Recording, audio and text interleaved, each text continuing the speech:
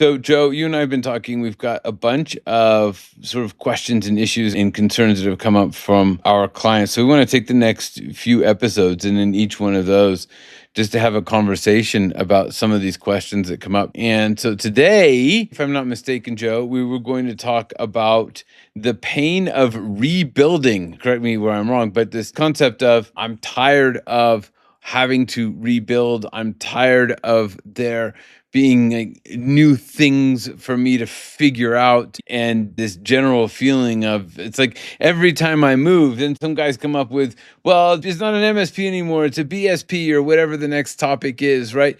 Rather than They keep telling you got to build this different thing. yeah, why can't we just stay put, for goodness sakes? Does that sound right, Joe? That sounds right. And I think there's a little nuance in there, but I think I want to talk about it when you make the case a little bit more for why is it always changing?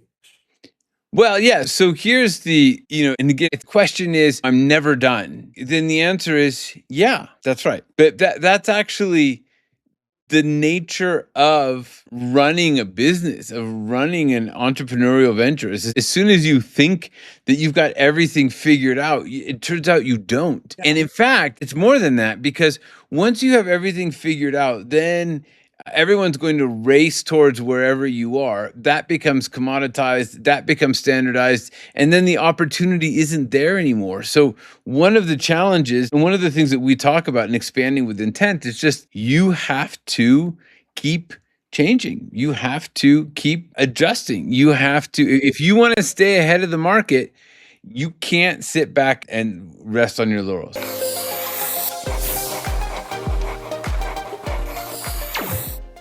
So I'm going to challenge that a little bit. I think you don't have to keep changing. But you're Because wrong. if you So keep what can I say? if you keep changing, you don't get anywhere. I think you have to keep evolving. You have to keep going in the direction that you're going in and making it better and making it better, making it better. And I want to make the distinction because I think when I hear MSPs talk, and I remember going through this myself as an MSP, is that I kept literally changing. So what do I mean by that? This week I'm doing this. This week I'm doing accountants. Next week I'm doing architects. The week after that I'm doing, and I kept changing my focus. I kept changing the direction that I was going in. I kept trying a different thing than the thing that I was actually doing without a plan. Just grabbing spaghetti out of the pot and throwing it as hard as I could against the wall to see what would stick. And that is what I'm calling changing versus you pick an avatar and then you go fix a particular problem and then it Well, doesn't even have I think in general you yeah, shouldn't just be throwing stuff at the wall to see what sticks, right? Like correct. that just doesn't work. So, if what you're doing is just implementing whatever the newfangled thing is, or chasing the latest tactic, or doing the next thing that you saw on YouTube, then yeah, you're going to run yourself ragged before you actually make any progress at all. And that's the problem. The problem is that right before something works, it gets really hard. And what I find with a lot of MSPs, not all of them, is that when it gets really hard, they change to something else. And so that's not building the way you defined. Here's how you build a business. You build this thing until it's working and then it gets commoditized and then you go make it better. So you're not with the commoditized group. That's right. But that means you have to be focused on the thing that you're working on. And when I hear it specifically, this particular theme is very raw for me because I just had the conversation with the guy. And he was talking about, I see the cracks happening. And I started, well, tell me about the cracks. Well, I'm working with this not-for-profit over here. And then these problems are happening. And then I'm working with these engineering firms over here. And then I'm working with these accountants over here. And then these other things. And I have to go learn that. And I have to go learn this. And I have to go learn that. And then I need a different system for Yeah, this. well, that's a different conversation than the way we phrased it. That's not that's if It you're is. that's a function of having too many client profiles, right? So what you're saying is I'm tired of moving from client type to client type to client type. Yeah, I would imagine so. Like I don't even know how anybody does this. Like what a pain in the neck, right? Like you have a choice. You can have one client profile and get lots of money, work less, and make your marketing easier.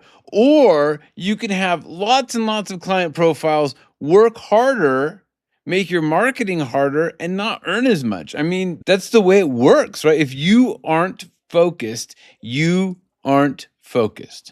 I'm with you, but the issue that I think there's some kind of, I don't even know how to say this because there's some kind of confusion with whenever I talk to people about this, they're saying that the cracks are showing and that all that stuff. It all comes back to this issue, that this new issue, which is the client profile. So the notion is that people think that the way business is, you work with everybody, and then there's all these Right. problems and you have to go solve the problems for everybody, Correct. especially for the smaller businesses that don't start off with an entrepreneurial foundation. They start off with an engineering foundation. So they're a technician, they come in and they're, I'm just going to fix problems for people. And I hate to be like always talking about the same thing. It always seems like I always end up back at this same topic.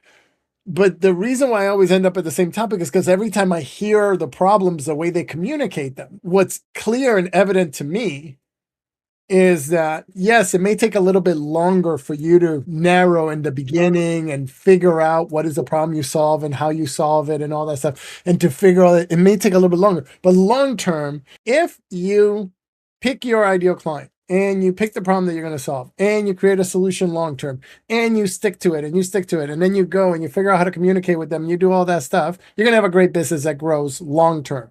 Short term is going to be hard, because it's going to feel like you're missing all these opportunities of people that keep calling you and going, hey, can you fix my thing? And you're going to say no to that. And so it feels like short term, like I'm missing all this opportunity until you actually start to solve the problem. And then when you start to solve the problem, you see the benefit of having a. So you started with this idea of people see business as having to do everything for everybody. The fact is that that's not the way it is. Like the fundamentals of business, like when you study entrepreneurship, when you study business, the fundamental function of business is narrowing and focus.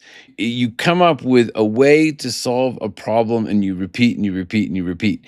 And if you're a large company with very valuable book of business, what you are concerned about is not the unfocused person out there who's taking everybody. You're worried about that one company that can solve the problem that you're solving for your highest value customers better than you can. And that tends to be the biggest issue. When you have a successful business, when you have a successful concept, then what happens is somebody comes in and they do it a little bit better and they attract your best customers. So you can think of, Uber. Initially there were taxis, and then Uber came in, and what did Uber do to focus? They took the top clients from the taxis. And then Lyft came and took the top clients from Uber. And it's not somebody doing transportation across everything. It's Uber. Now, Uber's diversified since then, and that's a whole other strategy that we can get to when you're a $100 million company or a $1 billion company. But to start with, the narrower you can be, the more easily you can identify clients, the more easily you can take those high value clients from someone else. And that is the fundamentals of business. That's it. Like, it isn't this idea of I'm going to go out and serve everybody, because that wears you out. Can't do it. That is not a sustainable business. That's it. And so the reason I'm going to go back to the beginning is I'm having conversations with people and they're saying, oh, it's so hard. And in the beginning, when I was having these conversations, I'm like, no, it's not so hard. You have to do this, you have to do that. These are the actions that you need to take. You need to narrow, you need to blah, blah, blah. But they kept doing the old thing anyway. Yeah, but And they that's just never went, because wait, so people how do do you, the thing that we know how to do. It's just a so how, mindset thing. It's not hard. It's just you have I, to do things differently. no. So I think the conversation I want to have with you is, how do I break, not me as a coach, how do they break that cycle? What's the thing to do? Like, what are some of the things that we could talk about that would help people really understand that Well, they're what's the talking about cycle? one What's the problem? cycle you Right. talking about? So the problem, they keep talking about a problem like the business is hard and there's these cracks in the business and they have to solve all these different problems, but it all goes back to the same thing. You have to narrow focus and stay the course so that you can actually get to the other side of it. And now you have a machine that's cranking out the result. How do you navigate the scary part, which is when you're saying no to people and you're really But how do you focusing. How do you? navigate any scary part when you're doing something new? I can't navigate a scary part for you. I wonder that when I teach people skiing. I'm like, dude, just turn. There's the scary part where you're looking straight down the hill, and they're like, and they say, oh, but I'm scared to look straight down the hill, and I say, well, tough. I can't take that away from you. It's not that it's hard to turn in skiing. People just get scared when they turn in skiing. It's the same thing in business. It's not hard. You follow the instructions, take the template, build the client profile, build the solution, figure out how you're going to talk to them. And what you're asking is, how do you make somebody do that? You can't make somebody do that. Well, not They not have to not make them, but how do decide. you give them some relief? How do you give them some? And that's not make them do it, but how do you give them relief? Because I think that the scare What kind part of is that relief? you don't know if it's going to work or not, You don't know and if so anything's gonna work or not. I'm sorry, but true. I'm just calling bullshit. Like, so you're sitting here doing something that you know doesn't work. Like, Mhm. seriously, they're sitting there and they're complaining that, oh, I'm so busy, there's so much time. And then you said, oh, they're scared to do something else because they're scared to make a change. Well, that just doesn't make any sense. Or you said they're scared to do something else because they're scared that it might But not it work. might not work. But you're already doing something that doesn't It's work. working. So doing the thing that everybody who's in entrepreneurship everywhere, no matter what, tells you works, seems to be a lot less risk than continuing on. But why do we continue on? Because we wake up every day and we continue to do the same thing that we did yesterday without giving it any thought. And there is no relief. The relief is deciding that you are going to build a business and stop being a technician. That's it. You have to make the That's decision.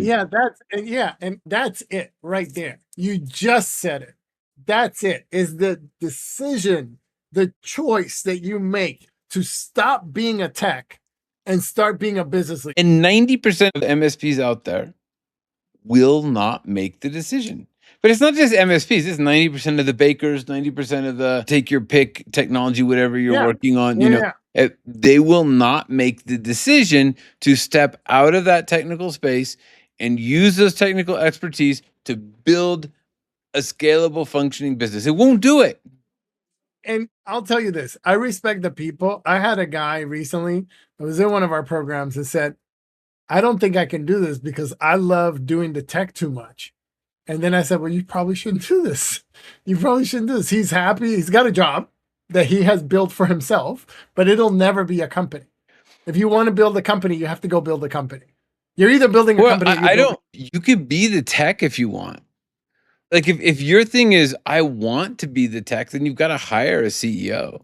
CEO. You Yeah. know, you can still decide to do it. If your passion is you want to be level one help desk support, but you want to grow a business, then you need to hire somebody to grow the business. Nobody's Yeah. saying you can't do Yeah. the thing you want to do. It's like Wozniak and Jobs. Right. Yeah. Wozniak did the tech and he was happy You know what I doing the mean? tech, right? Yeah. So you got to find your jobs. If you don't want to be Yeah. jobs, find your jobs. But sorry, it's a cop out. It's a cop out to Yeah. say, "Oh, I want to be Yeah. the tech, Yeah. therefore I can't grow my business." No, it's you're just making the decision to stay small and overworked. And I'm telling you, 90% of the people are going to make the decision to stay small and overworked. Yeah. It takes everything you got to make the other choice.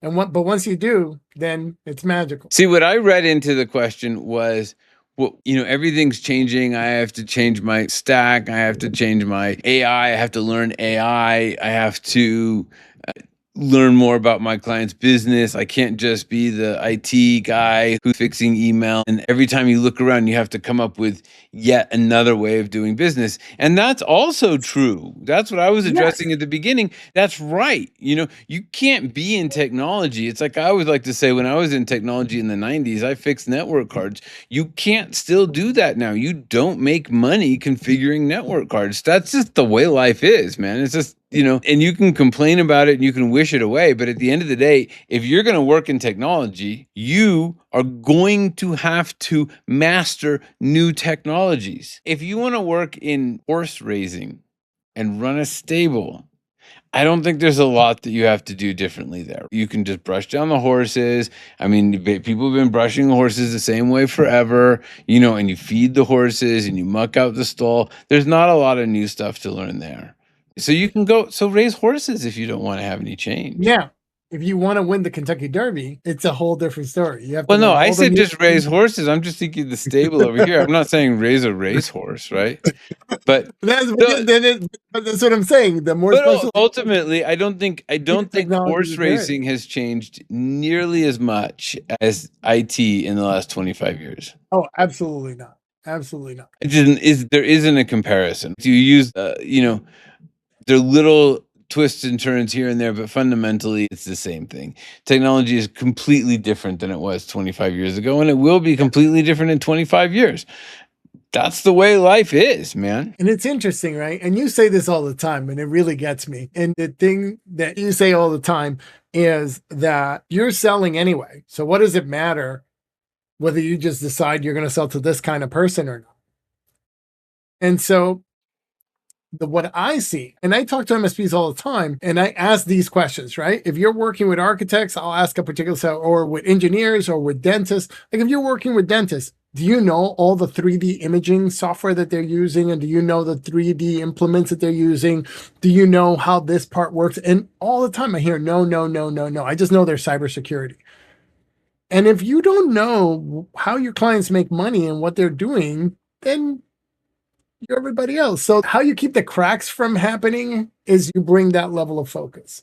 And then you're going to have to innovate again because there's going to be a new 3D thing and there's going to be a new way that the dentists do this and there's going to be a new way that the dentists do that and there's always going to be a new technology for whatever vertical you're in that you're going to have to be learning. If you're in manufacturing, you got to learn robotics. If you're in engineering, you have to learn the OSHA compliance AI cameras that do all that crazy stuff. Wherever you are, there's going to be more stuff to learn. So you don't have to worry that you're going to run out of stuff to learn. You're not ever. Well, but I do think interestingly, I was talking to one of our members who's just, AI obsessed, which I understand because everybody's kind of AI obsessed right now. And he's trying to learn everything there is to learn about AI. And here's a little news flash for everybody. You can't. There's just too much and it's moving too fast and there's no way you can do it. So he's losing months of time to just learning everything about AI to only have it change the whole time. And the point of it is you don't have to know everything. You don't have to figure out everything. You can have somebody in your organization study it if you want, but ultimately what you have to understand is what are your client needs and how can you use AI to achieve those needs? And there may be 100 different ways to do that. You don't need to know all 100. You need to know one. And so I think people are also uncomfortable with the idea of there is a lot of technology out there to learn and I have to go learn all of this technology. Well, as you evolve as a business owner, no, you can learn whatever you want to learn, but ultimately the organization has to stay ahead. Yeah. And I think the beautiful thing about being a business solution provider is that the guide here is what your clients need, not what's happening in the market. If you try and track every piece of technology, it's never going to happen for you. In 2002, I made a conscious decision that I wasn't going to learn any of the new Windows stuff that came out, any of the new technology, any of that stuff. I had to. I had to make a choice. I was either going to grow the business and learn more about business, or I was going to learn more about technology and be a better tech. And so I decided to go the business route. And I'm always thankful that I did, because if I hadn't, I'd still be back there. Well, that's the key to you creating a Yeah. scalable business that you could sell. Because without that, you would just be learning the next new thing in Windows. And, that's just not going to get you as far, honestly. And so to address Jeff's point, don't ever, like, I was never ashamed to bring in a vendor to help me until we figured it out internally. Like if you have to bring in somebody else to help you do it, you're there to solve a business problem for your client. If your client has a problem and you don't know how to solve it, bring somebody else that knows how to solve it. Or have someone on your team become an expert. You can have a Learn it. Windows Yeah, person on your team become an expert. Like you don't even need a absolutely. vendor. You just have take some kid that you're paying $15 an hour and say, go learn all there is to learn about Windows, right? That's what happened to me Yeah. when I was doing network cards. They paid me next to nothing and said, go figure it out. So I did, and then I was valuable. But that's kind of what you need to do as well. Yeah. Whether it's a vendor or not a vendor, you have to figure out what your role in the business is going to be, what you want the business to be. It's like we always say, create a vision, create a mission, know where you're going, and then you have to solve the problem as to how you're going to get there. And that's your role running a business. It's just essentially that's it. And you can still do technology, you can learn technology, you can play with technology all day long, but at the end of the day, that's not what building a business is about. All right. So I think we're there with that question. I think we beat that horse to death. What do you think? Yeah, well, I just want to wrap it up with how you stay on top of the business. One, identify an ideal client profile. We talk about verticals a lot. It doesn't have to be in a vertical, they have to have a specific problem. Often we use a vertical, but often it's a subset of a vertical. A lot of our clients find that a vertical is too broad, so they go narrower than a vertical. Doesn't matter. The point is you identify a group of people that have the same problem, and then you solve that problem. So you figure out what the solution to that problem is. And that solution becomes your product that you sell repeatedly, that you deliver repeatedly. And that's the thing that you are going to do for your business. Like that's how you scale your business. And then three is to actually build the business around that. You build your sales program, you build your Mm. marketing program, you build your delivery around that, right? Always around that problem and that solution, and always aware of the fact that that may soon come to an end, and then you're going to have to find a new problem and a new solution. And your job as the CEO is to be on the lookout for new problems, new solutions, and taking care of that while your team is delivering your technical results. So I think that's how you get out of that feeling of reinvention. And so, if you want to know where you are on that journey, it's remarkable, Joe. We just happen to have it's almost like we've imagined this already, but we actually have an assessment. I know everybody's shocked. We have an assessment where you can go and you can answer a few questions, and it can tell you what you need to work on to create a scalable business. It's not hard. It's not expensive. Free it tends to be considered less expensive than not free. You can do it right now. And Joe, we know the fact of the matter is that 90% of the people won't do it because they're not really interested in scaling, They're interested in staying busy, not solving the problem. interested in staying busy and complaining about it rather than solving the problem. And I get you. I've been there, right? But I am a recovering, stay busy and not solve the problem person. I don't know what kind of, it's not an alcoholic, so I don't know what kind of a holic it is, but I have like, I'm on The recovery. bizaholics. Bizaholic. Bizaholics Anonymous. Bizaholics Anonymous. And so on that, yeah, we'd love to know what anybody else thinks. And we will be here probably next week. I don't know. Usually it's every week. Could be not, but we do our best. And thanks for tuning in. So I'm going to tell you what I always tell you. We'll see you soon.